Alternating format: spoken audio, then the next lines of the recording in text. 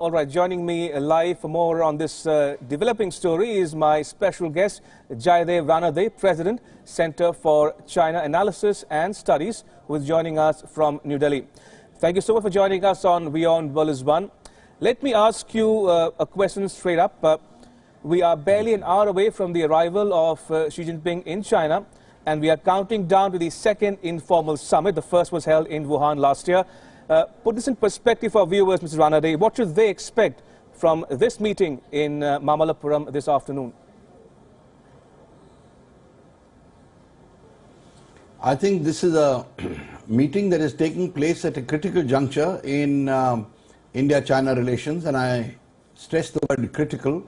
And why do you say critical, if I might ask? In recent months, China has taken a more overt, it has begun more overtly supporting Pakistan, something that it had not done for a while.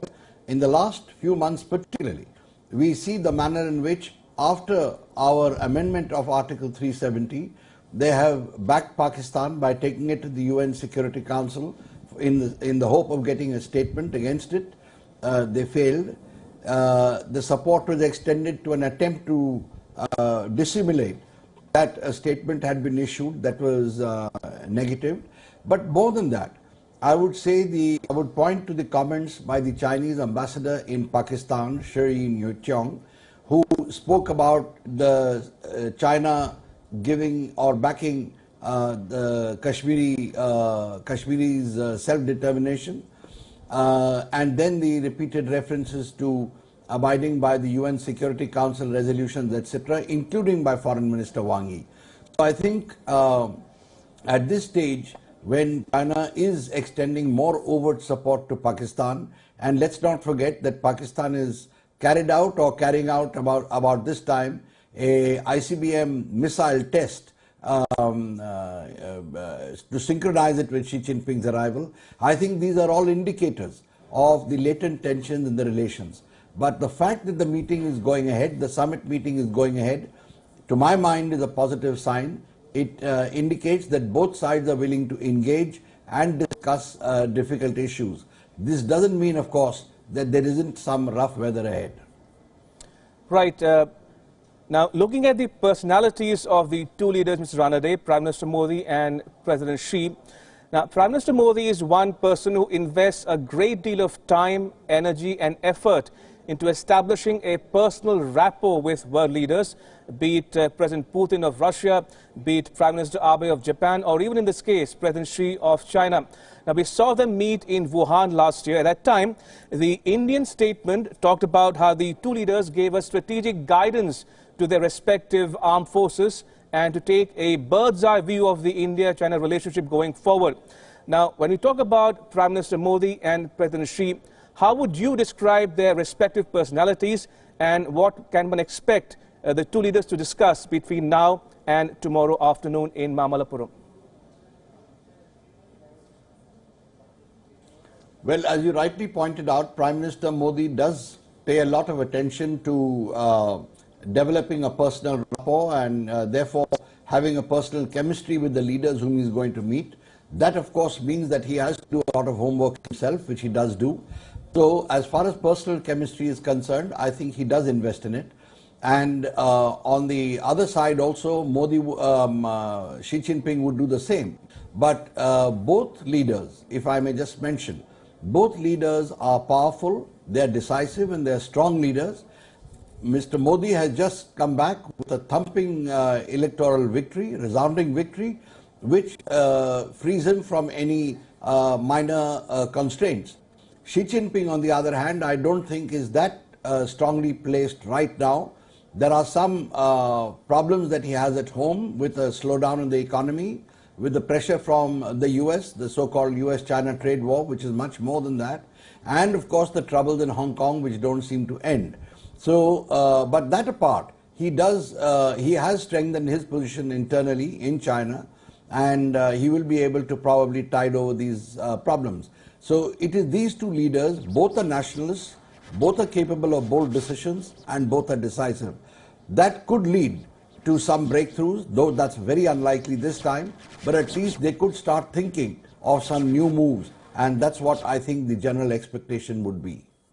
Right. Mr. Ranade, you referred to the Chinese moves in the last few weeks or so, insofar as Jammu and Kashmir is concerned. You refer to the Chinese moves in the UN Security Council. You refer to the Chinese ambassador to Pakistan making gratuitous remarks about self-determination and so on. Now, there is a view in India as we speak that perhaps New Delhi should have spoken out and held forth on the issues such as Hong Kong unrest or even the situation in Tibet.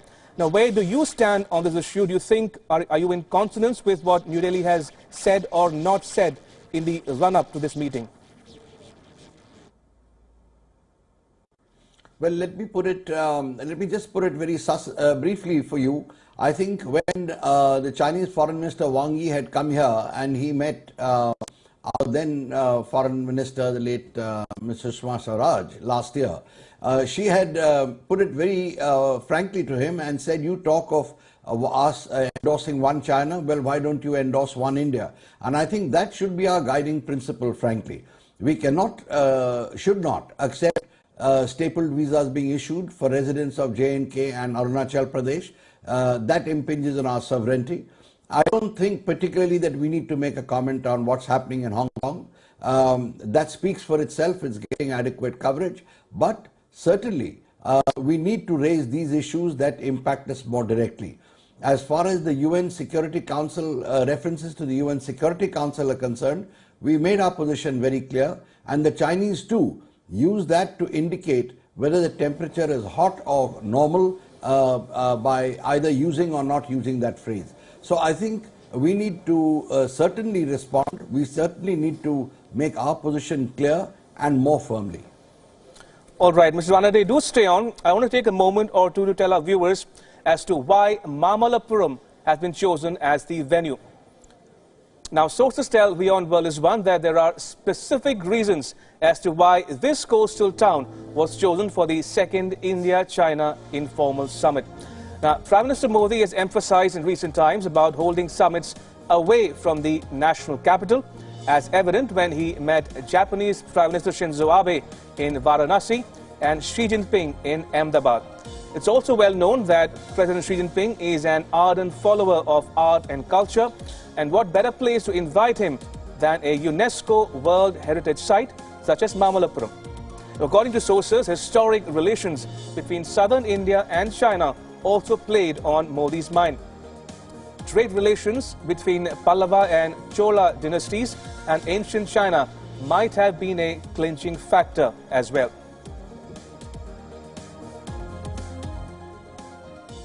All right, if I can go back to my guest one more time on this discussion. Mr. Ranade, explain to our viewers, as the report just mentioned, the choice of the venue, Mamallapuram, and give a historical perspective, if you will, about ancient relations between India and China. Well, I understand that the former Chinese ambassador to India, who is a history buff of sorts, he had been to what is now called Mamallapuram, Mahabalipuram, and was very impressed by what he saw. Xi Jinping himself, of course, is an avid reader of history.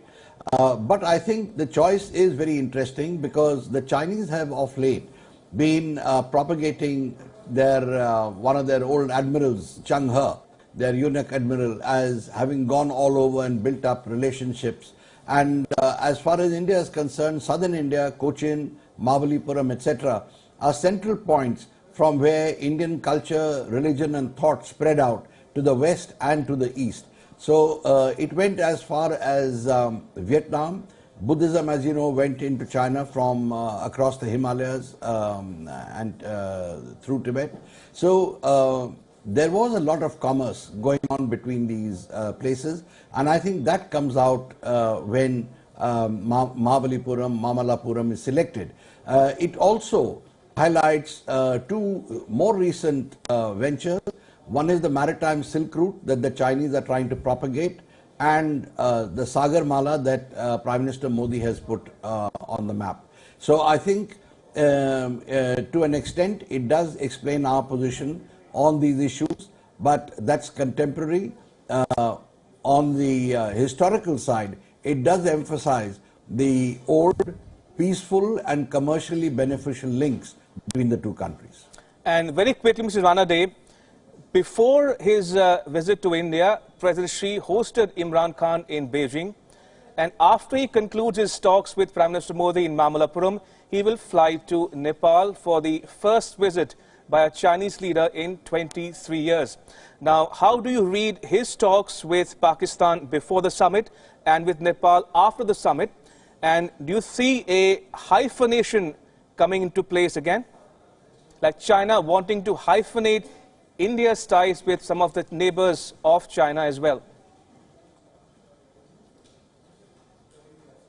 Rather than use the term hyphenate, what I would say is that China is making it very clear that it has certain abiding strategic interests which it will continue to pursue, regardless of how sensitive they may be to India. That's how I put it.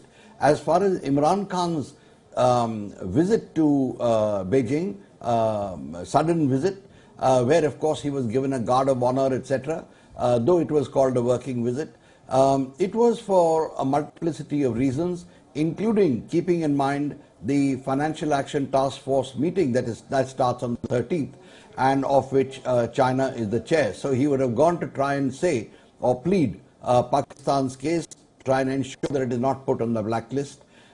Secondly, of course, he would have raised the Kashmir issue.